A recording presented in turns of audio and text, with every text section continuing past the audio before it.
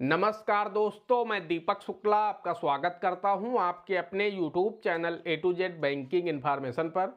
दोस्तों, सुबह मैंने एक पोस्ट डाला था जिसमें मैंने आप लोगों से राय मांगी थी कि आज का वीडियो आप लोग किस टॉपिक पर देखना चाहते हैं। तो उस पर 80% से भी ज़्यादा वोट आए हैं कि 2024 में KCC लोन कैसे मिलेगा, उसके नियम शर्तों में क्या बदलाव किया गया है, पात्रता शर्तों में क्या बदलाव किया गया है। अब 2024 में अगर आप KCC लोन लेना चाहते हैं तो कौन कौन से डॉक्यूमेंट लगेंगे, कितने दिन में आपको KCC लोन मिलेगा, कितने रुपए का खर्च आने वाला है, सब कुछ इस वीडियो में हम आपको विस्तार से बताने वाले हैं। क्योंकि 80% से भी ज़्यादा वोट आए हैं कि हम 2024 में KCC लोन कैसे प्राप्त करें, इस पर वीडियो बनाइए। तो हम इसी विषय पर आप लोगों को जानकारी देने वाले हैं कि आपको 2024 में KCC लोन किस तरह से मिलेगा, क्या एलिजिबिलिटी क्राइटेरिया है, क्या उसमें चेंजेस किए गए हैं, कौन कौन से डॉक्यूमेंट लगेंगे, कितना टाइम लगेगा, कितने रुपए का खर्च आने वाला है। साथ ही इस विषय पर भी हम आपको वीडियो में जानकारी देने वाले हैं। बहुत सारे लोग कहते हैं कि सर, हम अगर किसी सरकारी बैंक में जाते हैं तो वहाँ पर 10 से 15%, 20% हमसे मांगा जाता है घूस के रूप में, तब हमें KCC लोन मिल पाता है। तो इस पर भी हम आपको जानकारी देने वाले हैं कि आपको बिना 10%, 15% दिए KCC लोन किस तरह से मिल जाएगा। सब कुछ बहुत ही बारीकी से आप लोगों को समझाने वाले हैं। बस आप लोगों से एक छोटी सी रिक्वेस्ट है, वीडियो पसंद आए तो एक लाइक कर दीजिएगा। चैनल पर नए हैं, पहली बार आए हैं तो चैनल को सब्सक्राइब करके बेल आइकन को प्रेस कर दीजिएगा, ताकि जैसे हम इस तरह का कोई भी दूसरा वीडियो अपलोड करें तो उसका नोटिफिकेशन आपको सबसे पहले मिले। चलिए शुरू करते हैं। दोस्तों, 2024 में KCC लोन प्राप्त करने के लिए सबसे पहले एलिजिबिलिटी क्राइटेरिया को जान लेते हैं कि क्या पात्रता शर्तें हैं, कौन कौन से लोग KCC लोन के लिए पात्र होते हैं। तो दोस्तों, हम आप लोगों को बताना चाहते हैं जिसकी भी उम्र 18 वर्ष से अधिक है, यानी जिसने 18 वर्ष की उम्र पूर्ण कर ली है, इसके साथ ही साथ उसके पास कृषि योग्य भूमि है, तो वो किसान क्रेडिट कार्ड लोन के लिए एलिजिबल हो जाता है। जी हाँ, बस यहाँ पर एक शर्त है कि उसका जो सिबिल स्कोर है वो 675 से प्लस होना चाहिए। जी हाँ, अन्य लोन के लिए तो सिबिल स्कोर 700 प्लस होना चाहिए, लेकिन KCC के लिए आपका जो सिबिल स्कोर है वो 675 से ऊपर होना चाहिए, यानी आप किसी भी बैंक के डिफाल्टर नहीं होने चाहिए। बस दोस्तों, इतनी सी शर्त है कि आपके पास कृषि योग्य भूमि हो, आपकी उम्र 18 वर्ष पूर्ण आप कर चुके हो, और साथ ही आप किसी भी बैंक के डिफाल्टर ना हो। आपकी जमीन बंधक मुक्त होनी चाहिए, यानी किसी भी बैंक से उस जमीन पर पहले से चार्ज नहीं होना चाहिए। बस आपको KCC लोन मिल जाएगा। अब हम बात कर लेते हैं, अगर आप ये शर्तें पूरी करते हैं तो आप पात्र हो गए। अब अगर आप KCC लोन के लिए पात्र हैं तो आप कहां पर आवेदन करेंगे और आपको कौन कौन से डॉक्यूमेंट देने होंगे। तो दोस्तों, हम आपको बताना चाहते हैं, आपके क्षेत्र में जो भी सरकारी बैंक हो, हम प्राइवेट बैंक को आप लोगों को रिकमेंड नहीं करेंगे। देश के जो भी सरकारी बैंक हैं, जो भी सार्वजनिक क्षेत्र के बैंक हैं, जैसे पंजाब नेशनल बैंक हो गया, स्टेट बैंक ऑफ इंडिया हो गया, बैंक ऑफ बड़ौदा हो गया, सेंट्रल बैंक हो गया, इस तरह के जितने भी सरकारी बैंक हैं, इसके अलावा बहुत सारे जो क्षेत्रीय ग्रामीण बैंक हैं, हम आपको सजेस्ट करेंगे अगर आपके क्षेत्र में कोई भी क्षेत्रीय ग्रामीण बैंक है, यानी जो RRB होता है, रीजनल रूरल बैंक, आप वहां पर जाएंगे तो सबसे बेहतर रहेगा KCC लोन के लिए। तो अगर आपके क्षेत्र में कोई भी सरकारी बैंक है या फिर क्षेत्रीय ग्रामीण बैंक है तो आपको वहां पर जाना है, आपको अपना आधार कार्ड, पैन कार्ड देना है, उनसे बोलना है हमें KCC लोन की आवश्यकता है। तो सबसे पहले वो आपका सिबिल चेक करेंगे। जब वो आपका सिबिल चेक करेंगे, अगर आपका सिबिल स्कोर 675 से ऊपर आता है, आप किसी भी बैंक के डिफाल्टर नहीं है, तो आपसे बोल देंगे कि ठीक है, आप अपने कागज ले आइए, हम आपको KCC लोन दे देंगे। अब आपको क्या करना है, आपको अपनी तहसील जाना है, वहां से सर्टिफाइड कॉपी आपको इंतखाब अपनी लानी है। जी हाँ, जो प्रमाणित इंतखाब होती है उस पर तहसील की साइन होती है और सील लगी होती है, वो आपको इंतखाब लानी है, वो इंतखाब लाना है। इसके साथ ही आपको अपने लेखपाल, यानी जो लेखपाल महोदय होते हैं, उनके पास आपको जाना है और उनसे आपको बोल देना है कि आप हमारा एक खसरा बना दीजिए। खसरा वो डॉक्यूमेंट होता है जिसपे आपका फसल चक्र लिखा होता है कि आपने पिछले वर्ष अपने खेत में कौन कौन सी फसलें बोई थी और इस वर्ष आपने कौन कौन सी फसलें बोई हैं। तो इस चीज़ का आपको ध्यान रखना है। आपको अपनी ज़मीन, अगर आप फसल बोते हैं तो उसमें ऐसा ना हो कि वो परती लिख दे या फिर ऐसा लिख दे कि इसमें कोई फसल नहीं है। तो इस चीज़ का आपको ध्यान रखना है कि आपको फसलें अपनी लिखवा लेनी है जो आपके खेत में बोई जाती हैं। वो फसलें अगर आपके खसरे में हैं तो ही आपको KCC लोन मिलेगा। अगर वो खसरे में लिख देते हैं कि फसलें नहीं बोई हैं या फिर ऐसी कोई फसल बोई है जिसकी कोई भी लागत नहीं है, तो उस दशा में बैंक आपको KCC लोन के लिए मना कर देगा। तो आप ध्यान रखें कि आपके क्षेत्र में जो भी सबसे महंगी फसल होती है, अगर आप चाहते हैं कि हमारा KCC लोन थोड़ा अधिक मिल जाए, ज़मीन मेरे पास कम है, हमें KCC लोन अधिक मिल जाए, तो फिर उसके लिए आपको ये चीज़ ध्यान रखना है कि आपको अपने खसरे में वो फसलें लिखवानी है जो आपके क्षेत्र में होती हैं और उनकी लागत अधिक है। इस चीज़ का आपको ध्यान रखना है। अब आपने खसरा बनवा लिया, वो हाथ से ही बना देते हैं और उसमें लिख देते हैं।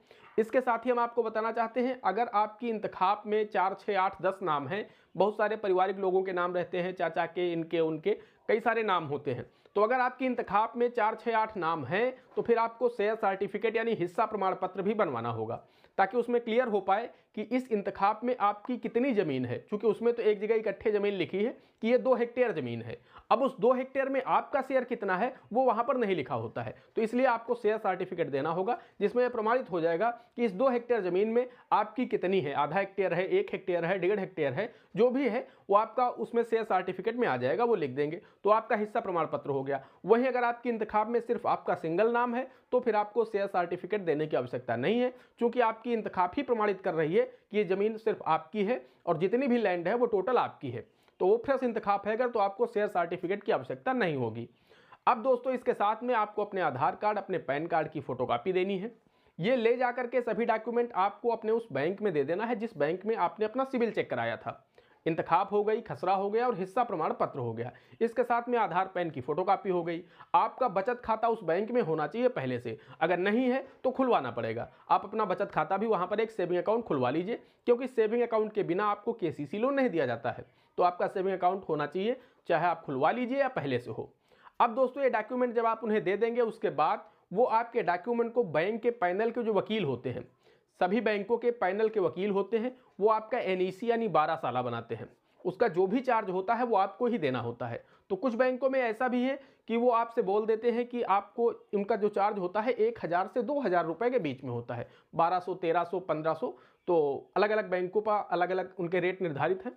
तो वो आपको देखना होगा। अगर वो आपसे कैश में मांगते हैं कि आप कैश दे दीजिए वकील साहब का जो चार्ज है, तो आप कैश में भी दे सकते हैं। या फिर कुछ बैंकों में ऐसा भी नियम है कि जब आपका केसीसी लोन हो जाएगा तो इसी लोन खाते से आपके पैसा डेबिट करके वकील साहब के अकाउंट में क्रेडिट कर दिया जाएगा। यानी जो भी 12 साल का चार्ज होगा, 1000, 12, 1500 रुपए, वो आपके खाते से डेबिट करके वकील साहब के अकाउंट में क्रेडिट कर दिया जाएगा। तो वकील साहब के पास आपका 12 साल बनने को चला जाएगा। वो डॉक्यूमेंट बैंक आपके वकील साहब को भेज देगी। वकील साहब पिछले 12 सालों का आपकी ज़मीन का रिकॉर्ड चेक करेंगे कि आपने किसी भी बैंक से पहले से लोन तो नहीं ले रखा है, आपने अपनी ज़मीन किसी को बेच तो नहीं दी है, आपने किसी को रजिस्ट्री तो नहीं कर दी है। ये सारी चीज़ें वो चेक करेंगे। पिछले 12 साल का रिकॉर्ड देखेंगे। रिकॉर्ड देखने के बाद वो अपनी एक रिपोर्ट बना करके बैंक को भेज देंगे कि महोदय ज़मीन बंधक करने योग्य है, आप इस पर केसीसी लोन कर सकते हैं। अगर ज़मीन सही है तो वो अपनी रिपोर्ट लगा करके बैंक को दे देंगे। आपका 12 साल बन करके बैंक आ जाएगा। बैंक जैसे ही आपका 12 साल आएगा, अगर रिपोर्ट सही आई है तो बैंक आपको फ़ोन के माध्यम से सूचित करेगा कि आपका 12 साल आ गया है। आप बैंक आ जाइए, अपने पासपोर्ट साइज़ के 4 फोटो ले आइए, हम आपकी केसीसी की फाइल तैयार कर देंगे। इसके साथ ही दोस्तों हम आपको बताना चाहते हैं कि उसी समय बैंक क्या करता है, आपको बैंक बुला लेगा। उसके बाद बैंक आपके गांव आएगा, बाहर से पता करेगा कि आपकी गांव में ज़मीन है नहीं है, आप गांव में रहते हैं नहीं रहते हैं, जो भी है उनको वेरीफाई करना होता है कि जो मैं लोन दे रहा हूं सही व्यक्ति को दे रहा हूं या नहीं दे रहा हूं। कहीं ऐसा तो नहीं कोई गलत व्यक्ति अपने गलत हमें डॉक्यूमेंट दूसरे व्यक्ति के दे करके केसीसी लोन लेना चाहता हो, फ्रॉड करना चाहता हो, तो इसका वो वेरिफिकेशन करते हैं। वो गाँव आ भी सकते हैं और नहीं भी आ सकते हैं, वो बैंक में बैठे बैठे भी वहीं से वेरिफिकेशन कर सकते हैं। आपके गाँव के जो लोग होंगे उनके माध्यम से वो पता कर लेंगे। जब ये पता कर लेंगे, उन्हें लगेगा हाँ सब कुछ सही है, सही व्यक्ति को मैं लोन दे रहा हूँ, जो व्यक्ति कागज लेकर के आया है वो सही व्यक्ति है। उस दशा में बैंक आपकी केसीसी की फाइल तैयार कर देगा। इसी के साथ में आपको हम बताना चाहते हैं कि 20 से 30 रुपए के रसीदी टिकट होते हैं, जो रेवेन्यू टिकट होता है वो आपका लगता है। वो आपकी जो केसीसी की फाइल होता है, डॉक्यूमेंट एक्सपायर ना होने पाए तो प्रतिवर्ष 10 रुपये के रसीदी टिकट लगा करके आपकी जो डॉक्यूमेंट है उन्हें बढ़ा दिया जाता है, यानी एक्सटेंड कर दिया जाता है। तो वो भी लगेंगे। और उसके साथ मैंने आपको बताया कि 4 पासपोर्ट साइज़ के फ़ोटो लगेंगे। आपकी केसीसी की फाइल तैयार हो जाएगी, आपकी लिमिट सेंक्शन हो जाएगी। ये दोस्तों इस प्रोसेस में हम आपको बताना चाहते हैं कि 4 से 5 दिनों का समय लगेगा। बैंक आपको एक दिन बुलाएगा, साइन करा लेगा, उसके बाद आपको बोल देगा ठीक है आप घर जाइए। जैसे ही आपका केसीसी सेंक्शन हो जाएगी हम आपको सूचित कर देंगे और आपका जो पैसा होगा वो हम आपके सेविंग अकाउंट में डाल देंगे, अगर आपको पूरे पैसे की आवश्यकता है।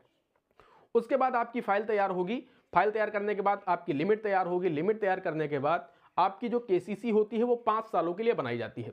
उसमें 5 वर्ष के लिए, मान लीजिए अगर पहले साल आपकी लिमिट 1 लाख रुपए है तो अगले साल 10% आपकी लिमिट इंक्रीज होती है। तो अगले साल आपकी 1,10,000 होगी, उसके अगले साल आपकी 1,20,000 होगी, फिर 1,30,000 होगी, 1,40,000 होगी, और जो फाइनल ईयर की आपकी लिमिट होगी वो लगभग 1,50,000 रुपये होगी। 1,50,000 से 1,60,000 रुपये के बीच में होगी, क्योंकि 10% प्रति वर्ष आपकी केसीसी की लिमिट इंक्रीज होती है। तो इस तरह से आपकी केसीसी की फाइनल लिमिट बन गई। लेकिन आपको जो पहले साल पैसा मिलेगा आप वहां से सिर्फ 1 लाख रुपए तक ही निकाल सकते हैं।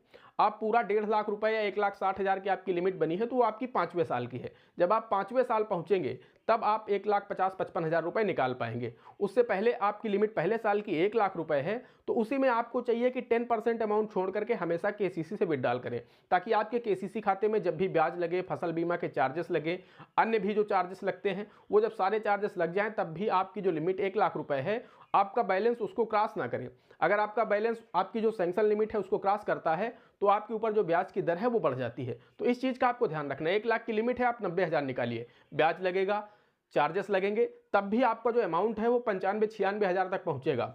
और 1 साल के अंदर आपको क्या करना है कि पूरा पैसा एक दिन के लिए जमा कर देना है, अगले दिन आप निकाल लेंगे तो आपको 3% सब्सिडी का लाभ भी मिल जाएगा। यानी तब यह लोन आपको सिर्फ 4% की सालाना ब्याज दर पर उपलब्ध होता रहेगा। तो दोस्तों इस तरह से आपको केसीसी लोन मिल जाएगा। बात करें अगर हम दोस्तों खर्चे की, तो मैंने आपको बता दिया कि 100-200 रुपये आपका इंतखाब लाने में लगेगा, 100-200 रुपये आप खसरा बनवाने में लगाएंगे।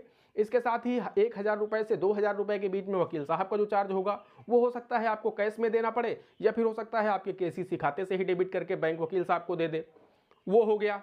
और इसके साथ में 150 रुपये का अन्य खर्च आता है। अब दोस्तों उसके बाद आता है, जब से ही आपकी केसीसी मतलब ओके हो गई, आपका अकाउंट ओपन हो गया केसीसी का, तब क्या होगा कि आपकी जो ज़मीन है, इस अगर आपका लोन 1,60,000 रुपये से अधिक है तो बैंक आपकी ज़मीन को बंधक करेगा अपने पक्ष में।